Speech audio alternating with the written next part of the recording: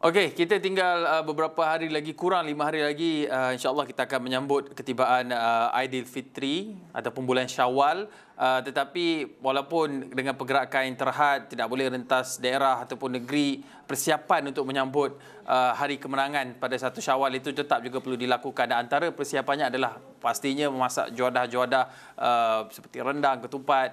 Tetapi mungkin kalau kita perasan setiap tahun isunya tetap sama, iaitu setiap kali musim perayaan harga daging, ayam ataupun kambing akan naik, dan tinjauan semasa harga terkini, harga sekilogram daging boleh mencecah RM35 sekilo, dan inilah yang cuba dirungkai mengapa permasalahan ini berlaku, dekat mana kurangnya yang menyebabkan kita terpaksa mungkin bergantung kepada harga kepada daging import. Jadi wartawan kami Faris Azman ada di sini, beliau membuat laporan khas berkenaan dengan tajuk dia daging oh daging. Daging oh daging. Jadi Faris cuba mencari apa dalam laporan khas ini yang hari ini merupakan siri ketiga akan dikeluarkan malam ini. Baik, Hakim, untuk menceritakan pasal daging ni, kalau kita tahu semua rakyat kita ketika musim perayaan harga daging itu melonjak naik. Ya. Jadi isu harga kenaikan harganya asyik kita pergi ke pengguna, sebagai pengguna kita berkatakan kepada kementerian. Kalau kita ada Kementerian Perdagangan Dalam Negeri dan Hal Ehwal Pengguna Kabinet HCP, kita ada Kementerian Pertanian dan Industri Makanan, MAFI. Tapi pengguna berkata mengenai dengan kenaikan rungutan tu ada. Tapi sampai kesudah sebenarnya kenaikan harga itu terus berlarutan. Jadi siri ketiga ini kita merungkai daripada siri pertama, siri kedua, siri ketiga, di manakah masalah yang wujud sebenarnya. Tapi apa yang mungkin saya dedahkan daripada hari pertama, hari kedua, hari ketiga, harga makanan ruminan. Makanan ruminan ni bermaksud seperti dedak. Harga makanan tambahan yang diberikan kepada haiwan ternakan seperti lembu, kambing, ayam, harga ini naik mendadak. Lebih kurang 8 kali ia naik dalam tempoh setahun. Setahun 8 kali. Kalau kenaikan itu bukan hanya 50 sen seperti kalau kita harga minyak dan sebagainya. Boleh sampai RM5, RM10. Bayangkan kalau 50 kilogram satu guni itu harganya meningkat begitu mendadak. Dan ia digunakan bukan hanya seperti kita bela kambing ini bukan seekor dua ekor, tetapi 100, 200, 300, 500 ekor.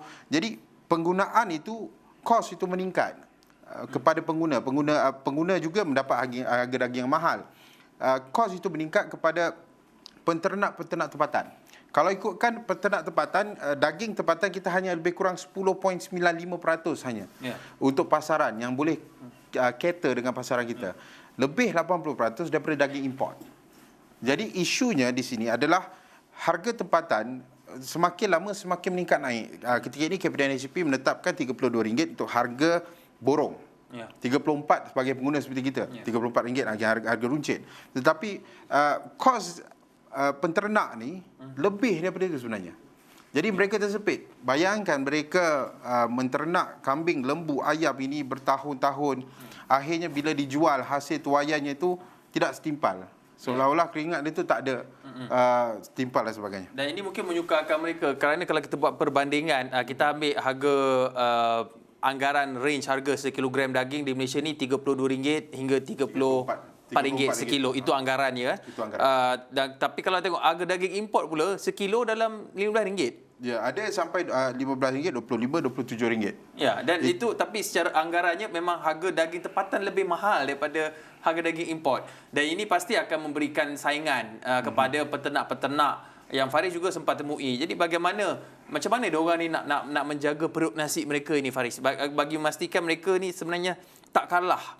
Yalah betul, daging import ada kelebihan, ada keunikan, keistimewaan di sini, tapi di negara kita ini kita juga ada peternak, ada ladang daging lembu, tapi harga kita lebih mahal. Bagaimana mereka, pengguna pasti akan cari yang lebih murah. Betul. Itu isunya sebenarnya.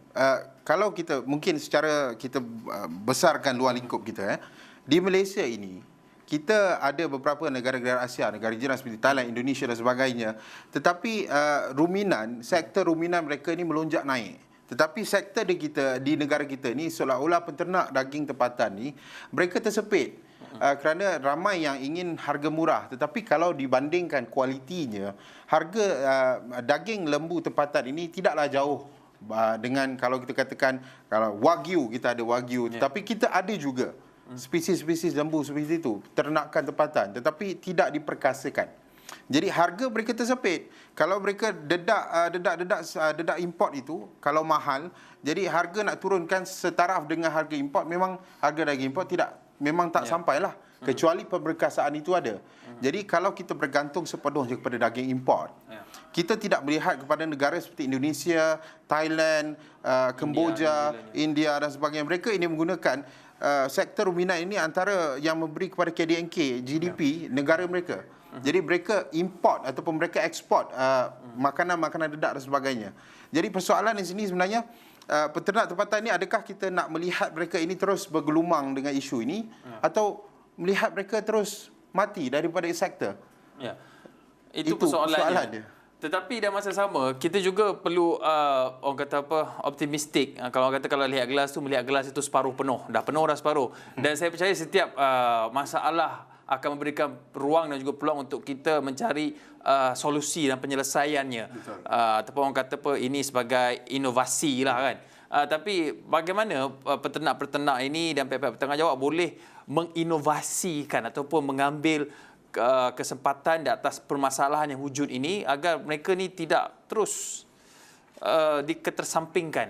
Baik, isunya seperti soalan Hakim. Kita ada 42 buah kilang yang memproses makanan tempatan.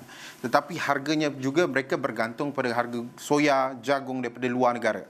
Jadi harga ini tidaklah boleh katakan ada peniaga-peniaga ataupun penternak-penternak terpaksa mencatu makanan ternakan mereka, ruminan mereka. Jadi saya pergi ke Kuala Selangor.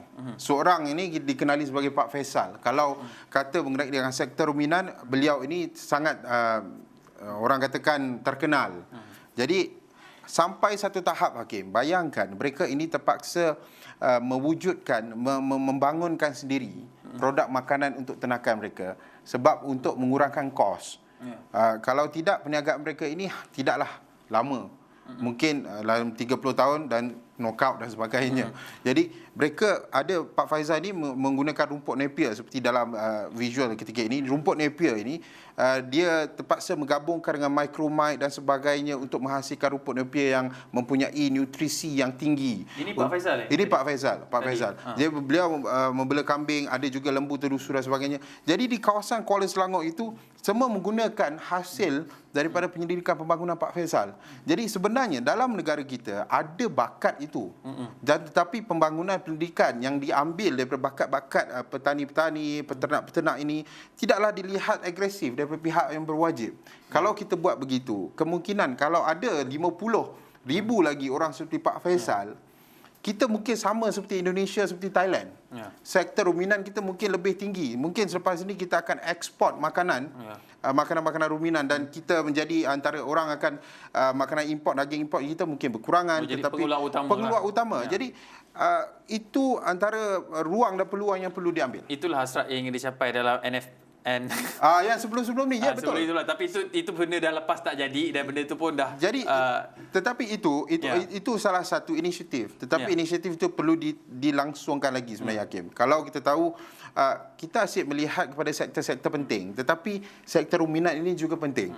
Kalau tiada siapa yang memberi keadilan kepada mereka, tiada siapa yang memberi ruang dan peluang kepada mereka untuk membangunkan lagi sektor ini, siapa lagi? Ini soal keselamatan makanan, food security, untuk memastikan bekalan bahan makanan itu sentiasa ada. Cumanya, itu cerita di peringkat rakyat. Faris menemui Pak Faisal dan memberi jasa kepada penduduk kampung di sekitarnya dengan mengurangkan kos makanan ruminan, dengan mencipta sendiri. Tetapi hakikatnya kita juga perlu mendapatkan perhatian ataupun mungkin dari segi polisi itu juga penting. Jadi kita ada masa kurang di 30 saat. Apa reaksi ataupun respon pihak Kabinet NHCP dengan isu kenaikan harga ini? Baik, hari ini kita sila yang terakhir, sila ketiga, Kabinet NHCP mengatakan mereka tahu wujud kenaikan harga ayam, daging dan juga kambing. Jadi mereka juga mengawal harga dedak. Mungkin secara mereka ini seolah-olah seperti polis. Kalau ada yang melanggar, mereka akan menangkap dan mereka akan mengawal harga. Tetapi Sebenarnya untuk menyelesaikan isu ini Hakim bukan hanya KP dan HGP. MAFI dan jabatan-jabatan lain juga mereka ada kerjasama tapi perlu lebih agresif daripada sekarang. Kalau tidak, isu sama tahun depan kita akan berdepan. Mungkin harga daging peternak-peternak tempatan juga mungkin semakin lama semakin kurang. Isu ini perlu selesaikan semua kementerian. Itu belum masuk lagi keengganan warga tempatan anak muda kita untuk menceburi bidang pertanian. Itu salah satu antara sektor yang perlu dikembangkan. Ruang itu diberikan kepada mereka. Pastinya isu ini akan dikembangkan dan diceritakan dengan lebih terperinci oleh Faris dalam laporan khas yang akan dikeluarkan malam ini jam 7.45 nanti, siri ketiga. Dan Faris juga akan rangkumkan isu ini dalam laman web kami ashraqwani.com. Tapi buat waktu ini saja waktu yang ada, Faris. Terima kasih Faris Azman atas perkongsian cerita itu tadi. Sekian saja cerita saya, Hakim Rahman. Assalamualaikum. Salam hormat.